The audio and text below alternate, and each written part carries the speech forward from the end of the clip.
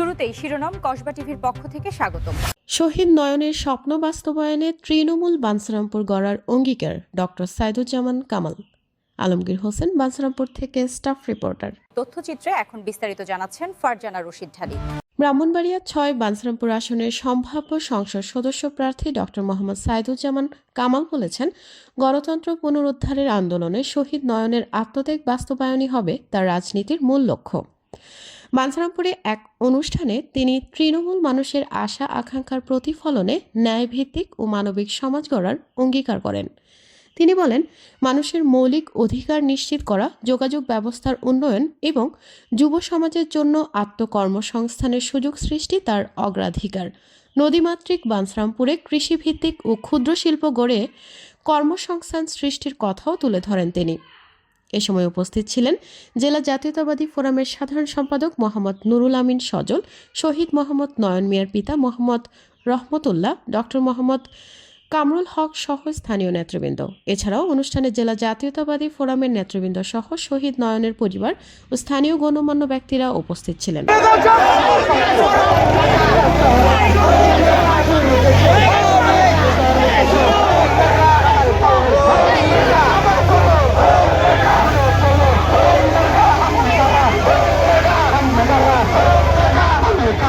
উপস্থিত সাংবাদিক বৃন্দ এবং উপস্থিত বাঞ্ছারামপুরবাসী, আসসালামু আলাইকুম রহমতুল্লাহ।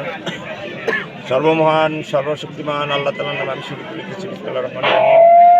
আজকে বাঞ্ছারামপুরবাসী আমাকে যে ভালোবাসায় সিক্ত করেছে, আমি আবেগে আপ্লুত হয়েছি।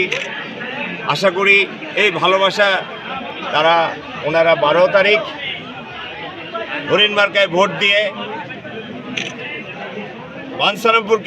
বাঞ্ছারামপুরের তৃণমূলকে এবং যারা আমরা এই বিএনপিকে এই বাঞ্ছারামপুর ধরে রেখেছি, এই বাঞ্ছারামপুর নয়নের রক্তে ভেজা, এই বাঞ্ছারামপুর সুজনের রক্ত ভেজা।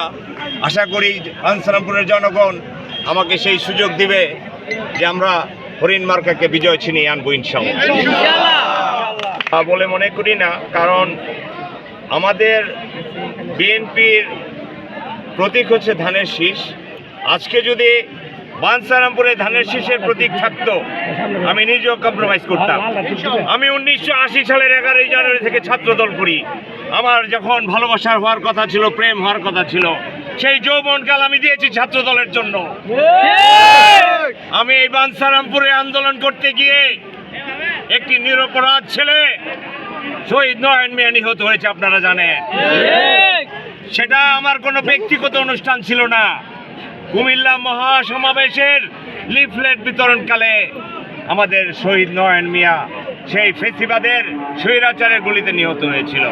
সুতরাং এই বাঞ্ছারামপুরে কেউ যদি নতুন মোড়কে সেই ফেসিবাদের জন্ম দিতে চায়, আমরা বাঞ্ছারামপুরবাসীকে নিয়ে তা প্রতিহত করবো ইনশাআল্লাহ।